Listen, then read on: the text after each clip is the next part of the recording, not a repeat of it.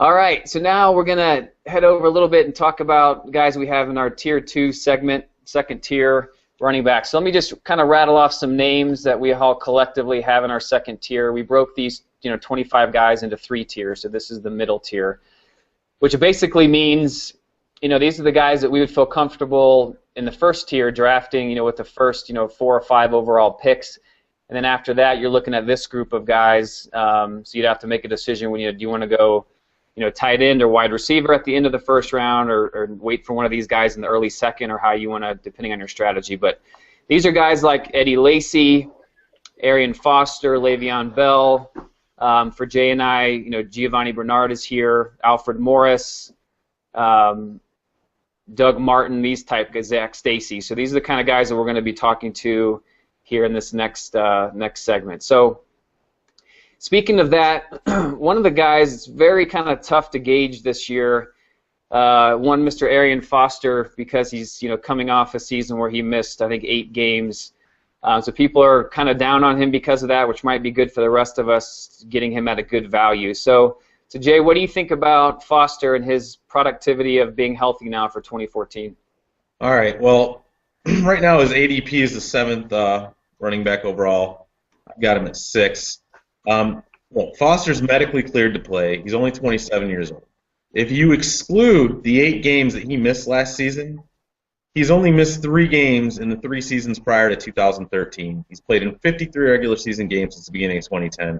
All right, now people are talking about this injury. He had a back injury. I actually did a little research on this. I found that they did a study in 2010 concerning, and I'm going to quote here because I'm definitely not this smart, performance-based outcomes following lumbar discectomy in professional athletes in the National Football League, and it concluded that players who underwent this surgery and then returned to play did not see a significant decline from their pre-injury level of production. So basically, this injury isn't that big of a deal. He's had the surgery. Guys come back from this, and they don't see any kind of decrease in their production. So we're going to look at his production before he got injured. From 2010 to 2012, Foster was a top 4 running back. Now, the Texans have the 10th ranked offensive line for run blocking, according to Pro Football Focus Advanced Metrics. The Texans also had the easiest rushing schedule against defenses this year. So the defenses they're playing aren't that good against the rush, according to what they did last year. So Arian is going to have a good year this year. This is a guy that scored 41 touchdowns from 2010 to 2012. Ben Tate's gone. Andre Brown is not a good replacement for Ben Tate. He's not going to get a lot of touches. So look for Foster to get around 300 carries, 1,400 yards, to catch about 45 passes for 350 yards. He will definitely finish the season as at least the 6th overall fantasy running back. I think he's got a good possibility of breaking into the top 5. And I know that you guys both disagree with me because you both have him lower than 5 or 6. Yeah, so I've got him at 10. Jimmer, you've got him at 12. Are you just cautious on him because of his injury last year, or what is your reasoning for having him that low? My gut level feeling is Ben Tate's gone, so I think that's going to play in more of a factor. He's going to get a little more carries than he's used to, and I think that might wear down on him as the season goes on. So he all of a sudden has kind of like Chris Johnson numbers, where it's still numbers. He's still going to put up 1,000+ yards, 1,500 yards, or whatever, but it's going to be inconsistent week to week. I do think the defenses are going to be a little bit easier for him this year to play against. However, I think their team's going to be passing a lot more than any of us really see, because they're going to be behind in games. Their defense was awful. It was the worst last year. We looked at it, and I just think that's what's going to end up happening. Yeah. For me, I still have him in the top 10 just because of historically what he's done, and I agree with Jay. He can't be tagged injury prone. He just had the numbers don't bear that out. So for me, it's just, going into last year before the drafts, people were a little worried about him just coming off as many carries and touches as the guy had. And then he started last season, he played the first 8 games, then got hurt, so maybe those touches and whatever did catch up with him. So because of those reasons, I have him outside the top 5 and have him the low-end RB1. But I think the value that you could get for him at that spot, we'll see what he does. I think his ADP is going to start to creep up as the season gets closer. So it may not be as good a value, come August or end of August or whatnot. So we'll just have to wait and see. Yeah, so I definitely agree. His draft stock is gonna creep up. Like I said, when I actually went through with these rankings the first time, he was like the 10th overall running back, and he's creeped up to 6 already. So he's definitely gonna move up. Another guy that is gonna be a nice pick this year that we have in our second tier here is Alfred Morris over with the Redskins. His ADP is 14th. Rob's got him at 11, and there's probably a pretty good reason for that. I think you've had him before, haven't you?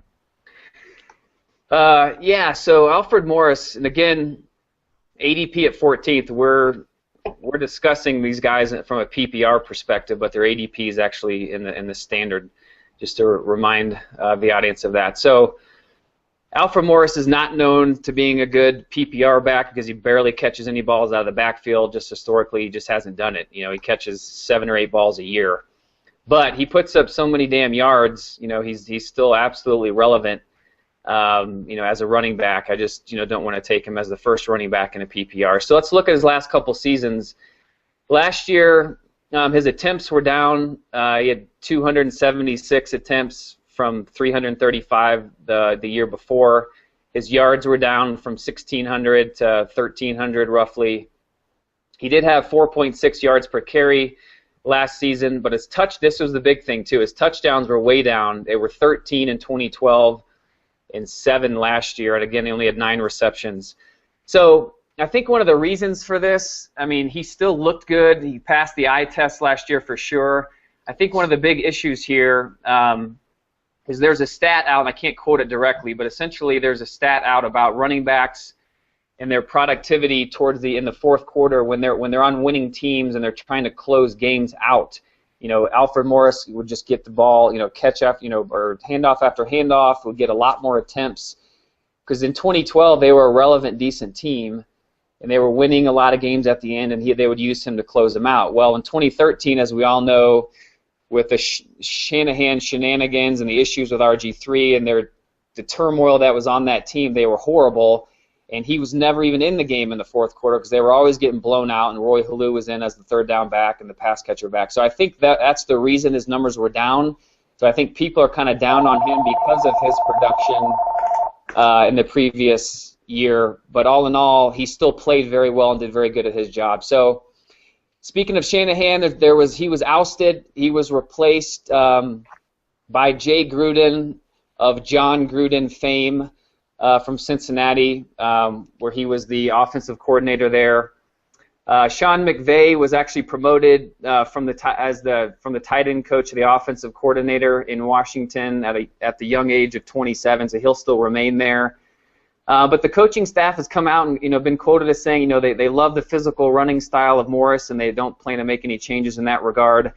And I think also with the addition of Deshaun Jackson now in Washington and his ability to spread the field and blow the top off the defense and so forth, and with a healthy Jordan Reed going into the season at least, it should really benefit Alfred Morris and open things up and get more defenders out of the box that he's accustomed to seeing there typically. And I also think it can only go up as far as catching balls out of the backfield. He's got to catch more than 9. With Gruden in there, I believe he's used to Giovanni Bernard and so forth from Cincinnati. So at the end of the day, I see his attempts going back up closer to 2012. I've got him at 320 attempts, 1,500 rushing yards. Again, his touchdowns are going to go back up. I've got him for 10 touchdowns, 20 receptions for 180 yards. So he to me is a kind of low-end RB1, high-end RB2. Yeah, I definitely agree. I think the addition of Deshaun Jackson to that team is going to help Alfred Morris more than anybody else on the team. It's going to pull safeties back from being able to cheat and play the run game. I think Jordan Reed, as long as he doesn't bump his head when he gets into bed tonight, can definitely help with that too. 320 attempts, 1,500 yards, 10 touch. I agree. I think he might have a few less touchdowns. I think they're going to score a few times more often from further out because of Deshaun Jackson. But I agree. Running back 1, I've got him 11th overall. So, Jim, what do you think about Alfred? You know what? I think honestly this is all realistic, and that's if this team actually can keep it together. Reality, team's not going to keep it together. Deshaun Jackson's going to get in some gangland fight. We're going to see RG3 try to blow up the team, because he should be GM now. I literally could see him actually trying to make an argument that he should be GM. And Jordan Reed, he already got concussed. I just got a phone call. He literally is concussed again. And their offensive line, they just mailed it in. They're not even showing up. Defense, what defense? So, yes, if all things go well, he will get those numbers. In reality, man, I just see the team completely going up in flames. Rob, your rebuttal? Well, it's a very pessimistic view, but yeah, It's the Redskins. It's supposed to be pessimistic. Yeah.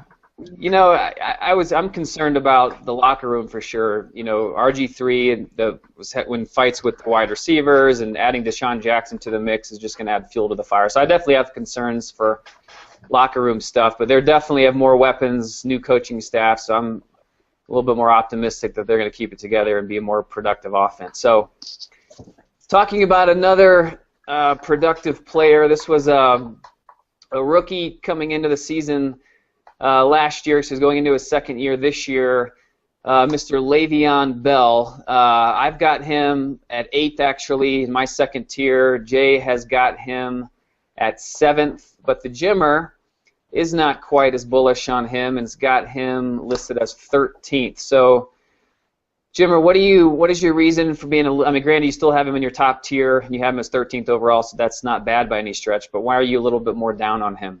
Yeah, I think he is going to play. He's going to have 3 more games in him. He's going to have another year underneath his belt. I think he still is going to be a very productive running back. I think he could break into, that, running back 1 situation. I think right now he's a running back 2, and I think one of the big things that happened this offseason is LeGarrette Blount signed with the Steelers. And I think, honestly, LeGarrette is going to steal a lot of those goal line touches because, quite frankly, LeGarrette Blount, he's 6'2", 240. The dude's just a massive mound, he's like the Charles Barkley out there.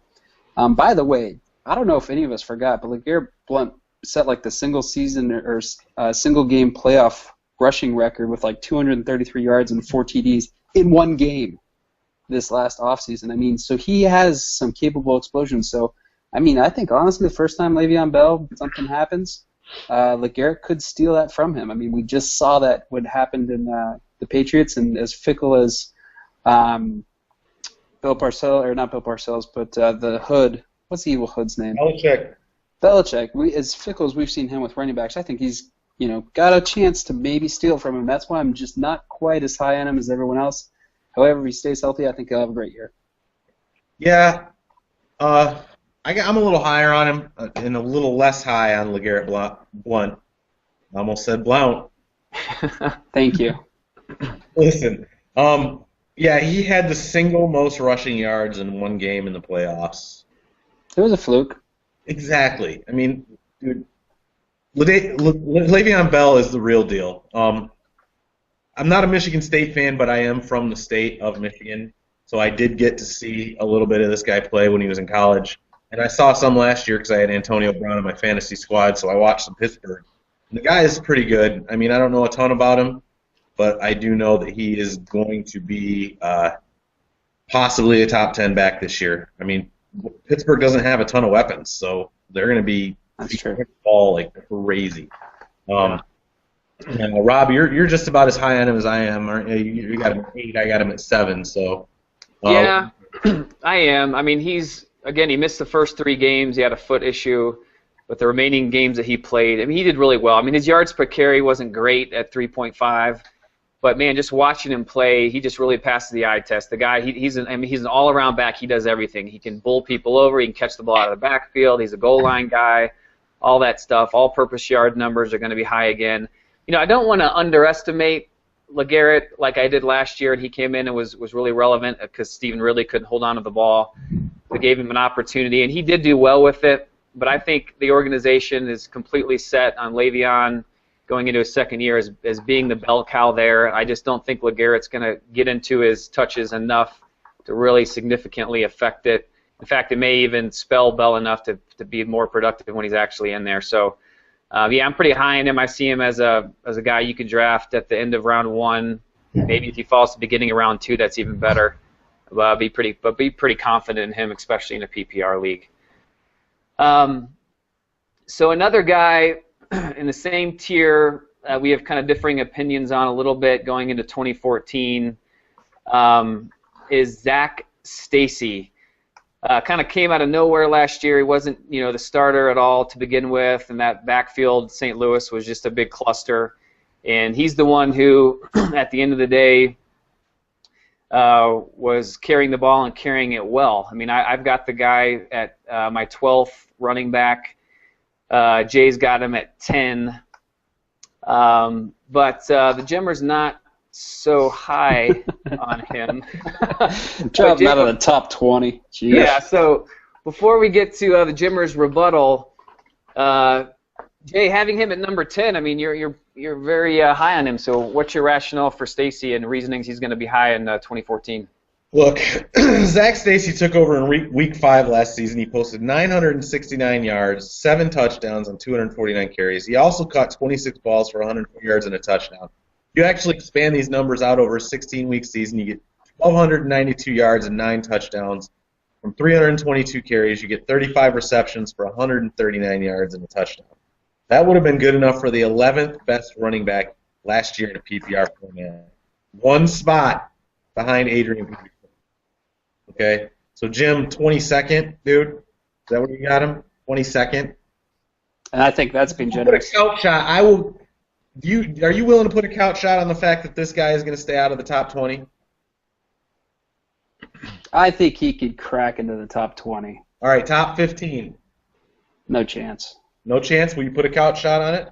Right now, couch shot done. Bring it up. If Zach Stacy breaks the top 15, Jim will do it. The Jimmer will do a couch shot. Mark the tape. Mark the tape. All right. So listen, Zach Stacy is going to be Jeff Fisher's Chris Johnson.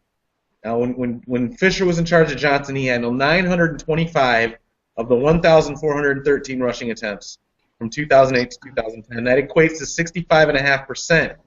Take away Vince Young's carries, and that number rises to 70%. And Fisher does not have a mobile quarterback. Actually, he doesn't even have a quarterback that can throw the ball anywhere near his receiver's hands. It always lands at their feet, as we discussed earlier. Stacy is going to be the focal point of the offense. He should play all 3 downs. Even though he's not a great pass catcher, as long as the Rams hang around in games and he stays healthy, he should have no problem eclipsing 300 carries. He's a running back 1 on the 1-2 fence. He averaged 20.8 carries a game in the 12 games. He was the feature back in 2013, so expect to see the same level of involvement in the Rams' offense this year for Zach. I think he ends the season as a 10th overall running back, possibly higher. 315 carries, 1,300 yards, and some catches. Jim, we'll go ahead and let you do a little rebuttal on that. Oh, man, good. It's about time. Hey, who was the quarterback after week 5? Kellen Clemens.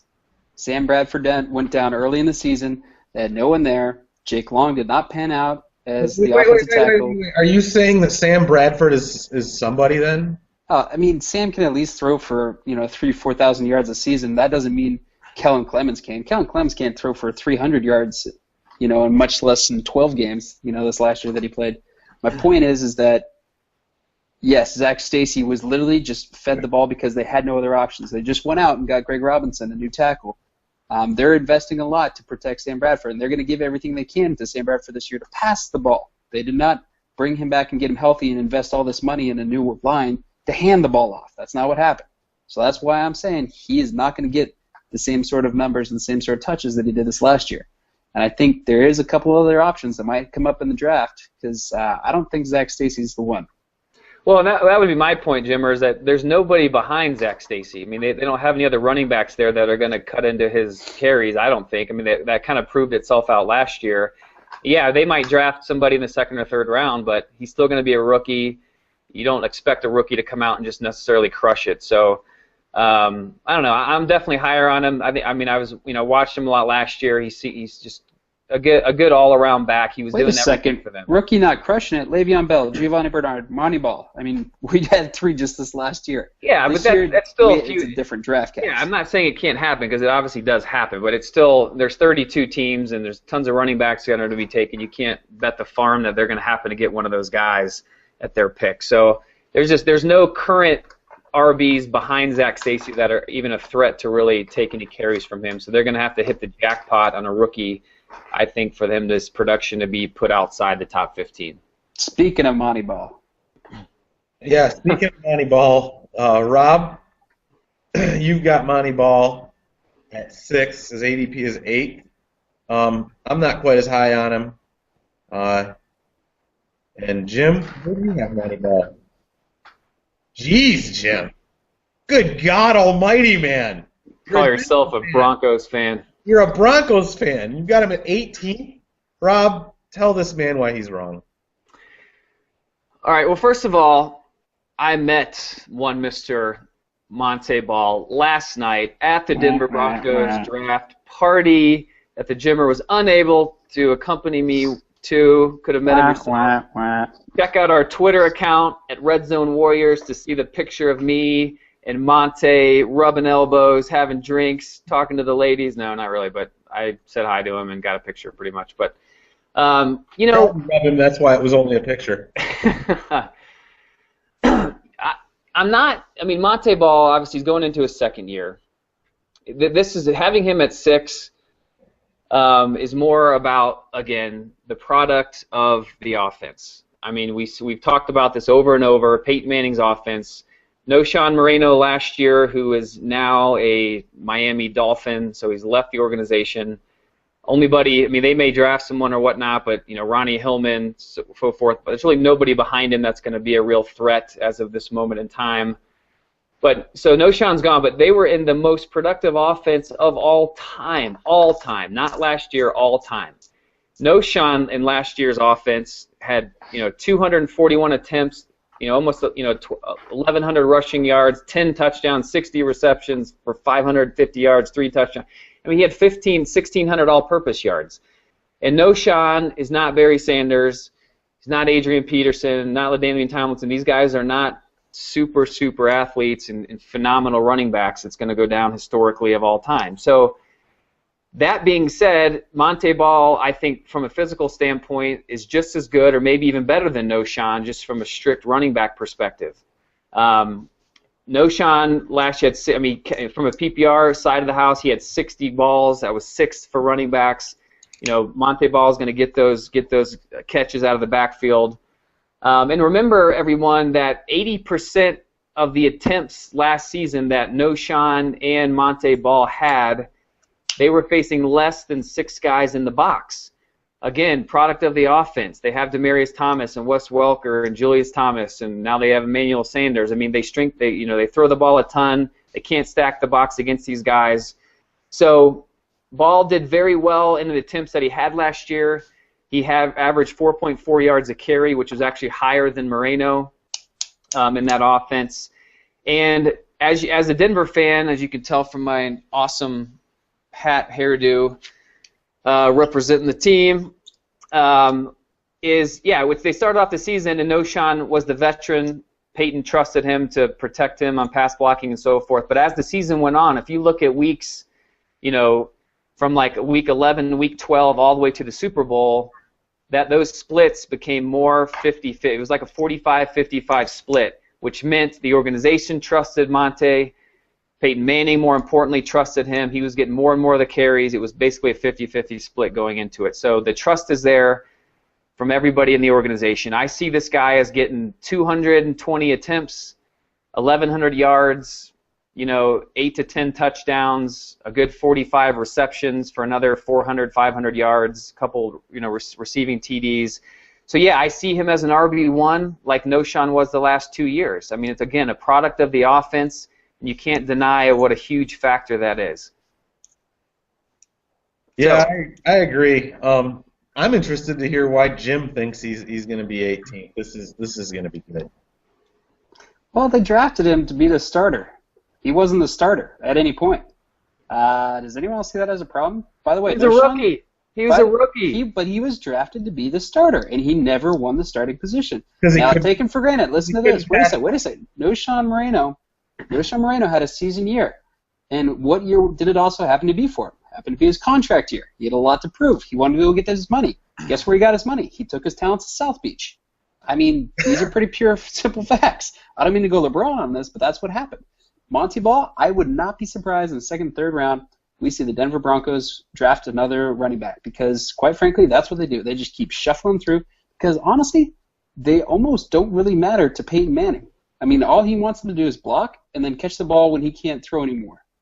So, I mean, we're talking like passes like here to the wall. Like, that's about the extent that he's going to be throwing in about 2 years.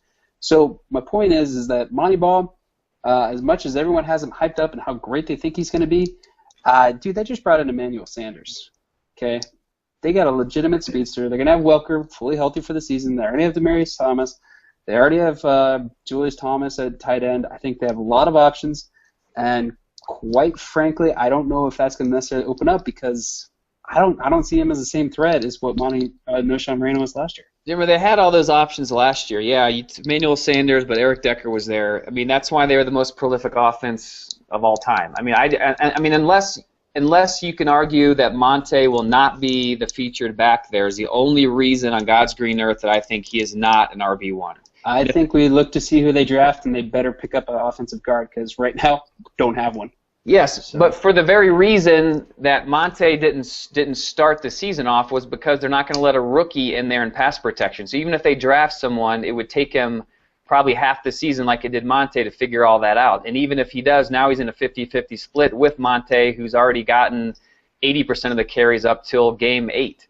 I don't see any scenario of where Monte does not start out with it and carry it the bulk of the season and put up at least numbers within 10-15% of what Noshawn did last year. I think they realize he's not as good as they thought he was when they drafted him.